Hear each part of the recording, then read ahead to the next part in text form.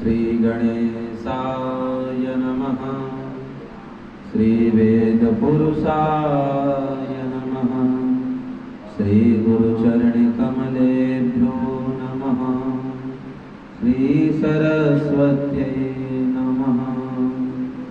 ध्येयं सदा परिभवग्नमभीष्टदोहम् तीर्थास्पदं शिवविरिञ्चिनुतं शरण्यं भृत्यार्तिहं प्रणतपालभवाब्धिपोतं वन्दे महापुरुषते चरणारविन्दम्। श्री सीतानाथ समारम्भां श्री रामानन्दाय मध्यमाम् अस्मदाचार्य पर्यन्तां वन्दे गुरु परम्परां। जय जय श्री राधारमण जय जय नवल किशोर जय गोपीचित चोर प्रभु जय जय माखन चोर जय जय माखन चोर। बोले वृंदावन बिहारी लाल की जय। परम मंगलमय परात्पर अखिलेश्वर अखंड कोटि ब्रह्मांड नायक जगत नियंता जगदाधार श्री बालकृष्ण लाल की वांग में प्रतिमूर्ति श्रीमद् भागवत महापुराणांतर्गत हम आज भगवान के ऐसे भक्त जो पशु होकर के भी भगवान में भक्ति करके उनका भी भगवान ने उद्धार किया, दरिद्र मुक्त की कथा को हम श्रवण करेंगे। वस्तुतः भगवान का कोई आकार स्वरूप नहीं होता। भक्त जिस रूप में भगवान का दर्शन करना चाहते हैं उस रूप में भगवान दर्शन दे देते हैं। जैसे बिजली का कोई स्वरूप नहीं है, हम कभी उसे बल्ब के रूप में दे देते हैं, कभी पंखे के रूप में दे देते हैं। उसी प्रकार भगवान का कोई वस्तुतः आकार नहीं है, वो निराकार है। और परमात्मा तो भक्त के अनुरूप स्वरूप को ग्रहण करते हैं। प्रत्येक मनवंतर में भगवान का अवतार होता है। जैसे एक बार तामस मनवंतर में भगवान हरि मेधा ऋषि की पत्नी हरिणी के गर्भ से जन्म लिए और इस अवतार में भगवान ने ग्राह के चंगुल से गजराज का उद्धार किया। परीक्षित जी ने प्रश्न कर दिया कि महाराज गजराज तो एक पशु है, तो एक पशु की प्रीति परमात्मा में कैसे हुई, कृपा करके हमें बताइए। तब सुखदेव जी कहते हैं कि आसीत् गिरिवरो राजस् त्रिकूटैति विश्रुतः क्षीरोदेनामृतः श्रीमान् न्योजनायुतमुच्छ्रितः। राजन, क्षीर सागर से घिरा हुआ एक त्रिकुट नाम का पर्वत है जिसमें 3 शिखर हैं, सोना चांदी लोहा, और उस पर्वत पर अनेकों गुफाएं हैं जिसमें महात्मा भजन किया करते हैं। उसी पर्वत पर एक विशाल गजेंद्र रहा करता था अपने परिवार अपने स्वजनों के साथ में। और एक बार गजराज गर्मी से संतप्त होकर जलाशय में जलपान करने गया। अपने परिवार के साथ जलपान करते करते वह जल में क्रीड़ा करने लगा और क्रीड़ा करने से सरोवर का जल मटमैला होने लगा और उसी सरोवर में बैठा ग्राह को क्रोध आ गया और ग्राह ने गजराज के पैर को पकड़ लिया। गजराज को जब पकड़ा तो गजराज को लगा ये छोटा सा जीव मेरा क्या कर सकता है, क्या बिगाड़ सकता है, क्योंकि जो गजराज है उसके बल से, उसके पराक्रम से बड़े बड़े सिंह पलायन कर जाते थे, भाग जाते थे। यदुगंध मात्रादयो गजेंद्रः व्याघ्रादयो, व्याल मृगा सकटगा, बड़े बड़े पशु उससे डर के भाग जाते थे। गजेंद्र को इस बात का बड़ा अभिमान था। गजेंद्र पैर को छुड़ाने का बड़ा प्रयास किया, परंतु छुड़ा नहीं पाया। तो अपने पत्नियों से कहता है कि अरे देवियों, थोड़ा तुम ही सहायता करो। तो हथनियों ने सूंड में सूंड लगाकर गजेंद्र को खींचने का प्रयास किया, और जब खींच नहीं पाई तो सब जो है छोड़ दिए, और धीरे धीरे सब छोड़ करके जाने लगे। गजेंद्र ने आवाज लगाया, अरे देवियों, हमें अकेला छोड़ करके कहां जा रही हो? हथनी ने कहा, महाराज, आपके चक्कर में पूरा परिवार थोड़ी न मरेगा। आप तो बिना खाए पिए यहाँ ग्राह से लड़ रहे हो। हमने प्रयास किया, नहीं छुड़ा पाए तो हम जा रहे हैं। कब तक हम आपको ऐसे खींचते रहेंगे? इस प्रकार से हथनियों ने डांटा फटकारा और छोड़ करके गजराज को वहां से चली गई। उस समय गजराज को समझ में आ गया। क्या समझ में आ गया? बोले, स्वार्थ रत संसार की यही पुरानी रीत, सुख में सब अपने बने और दुख में त्यागे भी।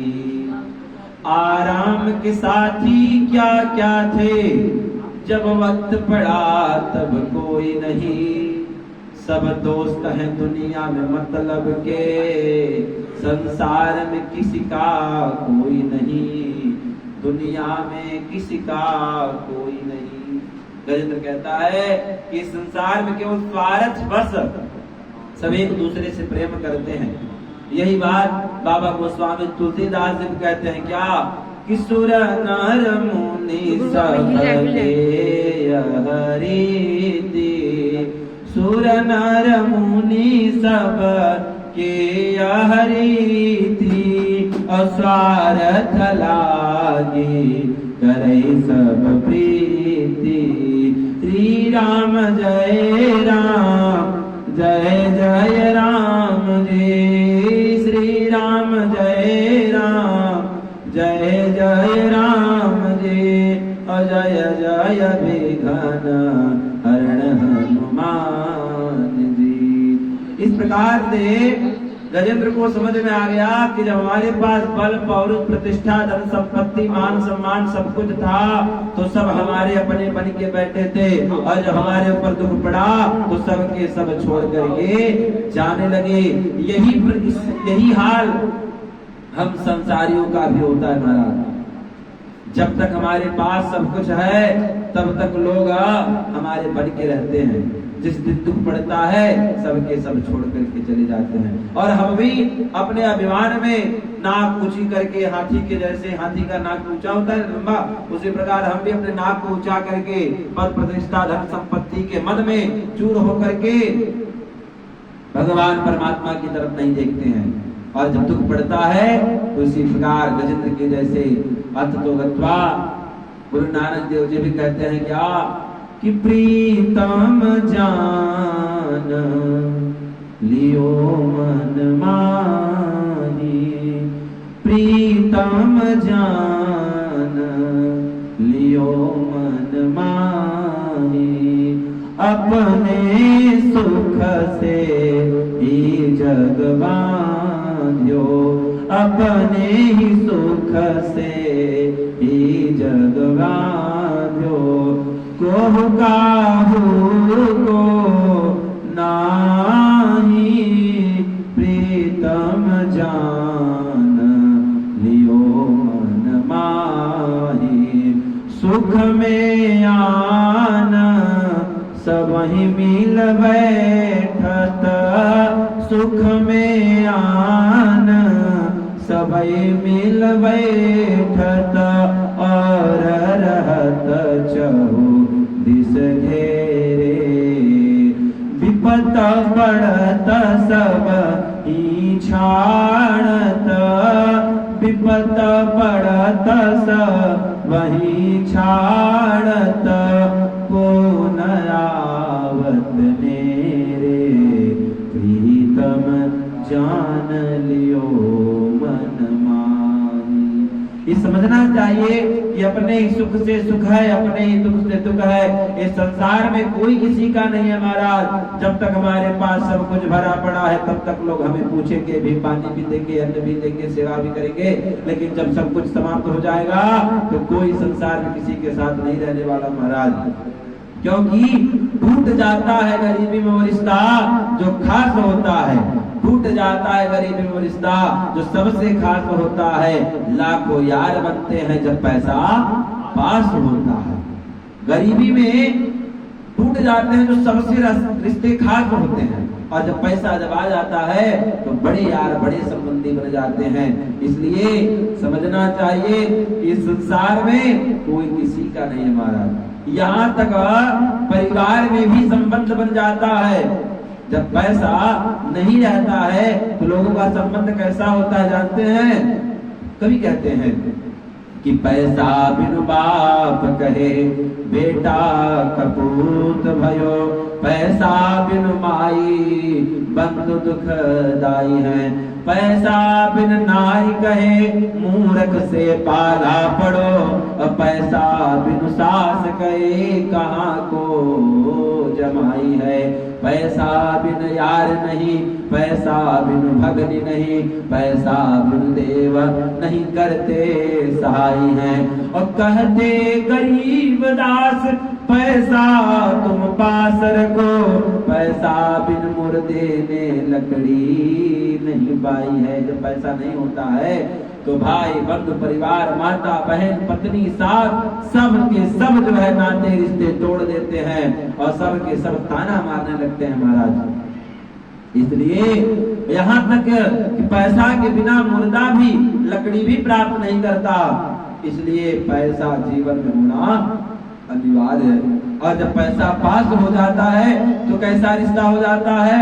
बोले मात कहे मेरो वीर सपूत है, और बहन कहे मेरो सुंदर भैया, और भाई कहे मेरो कुल दीपक है, लोक में लाज को धीर धरैया, नारी कहे मेरे प्राण पति है, जीवन नाव के आन खिवैया, और सुखदेव कहे सुन लेव परीक्षिता, सबसे बड़ो है गाठ रुपैया।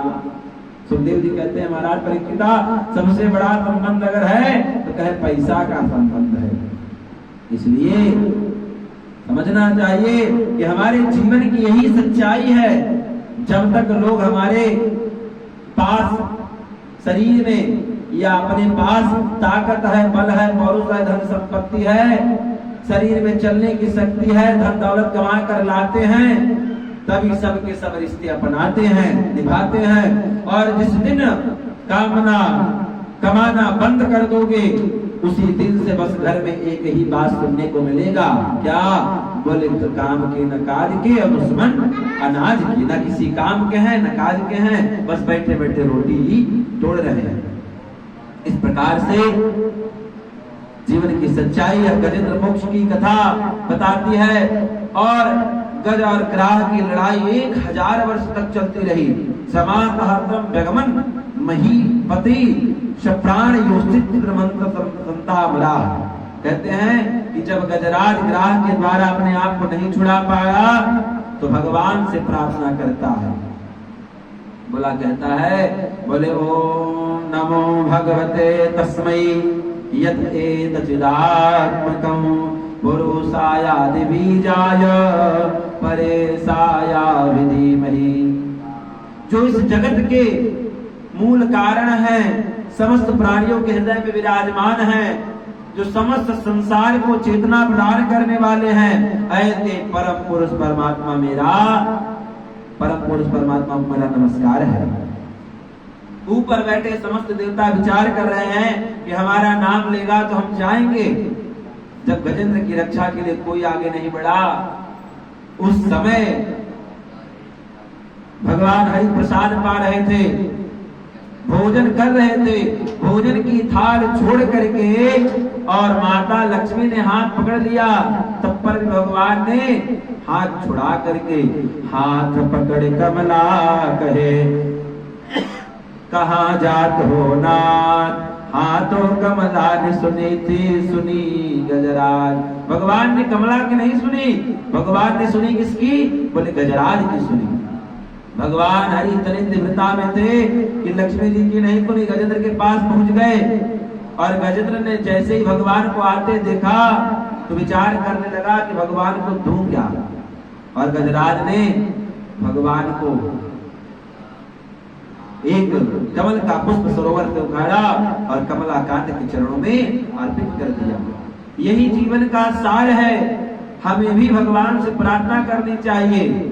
जब कोई साथ न दे महाराज तो अंततोगत्वा हमें भगवान के चरणों को पकड़ ही लेना चाहिए।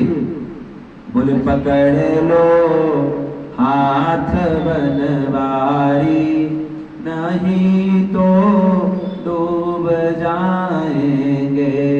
पकड़ लो हाथ बनवारी, नहीं तो डूब जाएंगे। हमारा कुछ न बिगड़ेगा, हमारा कुछ न बिगड़ेगा। तुम्हारी लाज जाएगी। पकड़ लो हाथ बनवारी, नहीं तो डूब जाएंगे। तुम्हारे ही भरोसे पर जमाना छोड़ बैठे हैं। जमाने की तरफ देखो, जमाने की तरफ देखो। हमारा कुछ न बिगड़ेगा। इस प्रकार भगवान को पुकारा। बोले भक्तवत्सल भगवान की जय। ग्राहात विपाटित मुखादरिणा गजेन्द्रः सपस्यतां हरिर्मुमुचित्रयाणाम्। हरिण चक्रेण ग्राहात मुखाभिवटितवान। भगवान ने गजराज के सूर को पकड़कर खींच लिया और साथ में ग्राह भी खींचा हुआ चला गया। और भगवान ने अपने सुदर्शन चक्र से ग्राह के फड़ को, ग्राह के जैसे ही ग्राह बाहर आया, भगवान ने चक्र के द्वारा ग्राह का मुख फाड़ दिया और गज और ग्राह दोनों का उद्धार हुआ। मानो भगवान यहाँ कहना चाहते हैं कि जो हमारे शरण में है उनका तो उद्धार होगा ही है। जो हमारे शरण में है उनका तो उद्धार होना ही सुनिश्चित है। परंतु जो हमारे भक्त के चरणों को पकड़ रखा है, सबसे पहले मैं उसका उद्धार करता हूँ। परीक्षित जी ने प्रश्न कर दिया कि महाराज ये गजराज और ग्राह था कौन? ये जो गजराज है पूर्व जन्म का इंद्र नाम का राजा था। अगस्त महात्मा को देख करके अनदेखा कर दिया, उनका अपमान किया, सम्मान नहीं किया। इसलिए अगस्त महात्मा ने श्राप दे दिया कि तुम जाओ गजराज बन जाओ। और जब इंद्र ने क्षमा याचना किया तो महात्मा ने कहा कि तुम गजराज बनोगे, लेकिन तुम्हारा उद्धार भगवान स्वयं करेंगे। और आज महात्मा का दिया हुआ श्राप आज गजराज को वरदान के रूप में प्राप्त हो रहा है। और जो ये ग्राह था, ये हुहू नाम का गंधर्व था। एक समय देवल महात्मा सरोवर में स्नान कर रहे थे और हुहू को मजाक सूझा और जाकर के देवल महात्मा का पैर पकड़ लिया और महात्मा डर गए। हुहू ने आकर के देखा बाहर, कहो महाराज डर गए ना? देवल महात्मा ने कहा बहुत शौक है पैर पकड़ने का, जाओ मैं तुम्हें श्राप देता हूँ, ग्राह बन जाओ। गंधर्व ने याचना किया तो कहे कि तुम ग्राह तो बनोगे, लेकिन ऐसे ही पैर पकड़ते रहोगे तो एक दिन भगवान स्वयं तुम्हारा उद्धार करेंगे। आज यही ग्राह जो गजराज का पैर पकड़ा था और भगवान ने उसका उद्धार किया। इस प्रकार से गजेंद्र ग्राह की कथा परीक्षित को सुखदेव जी ने सुनाई।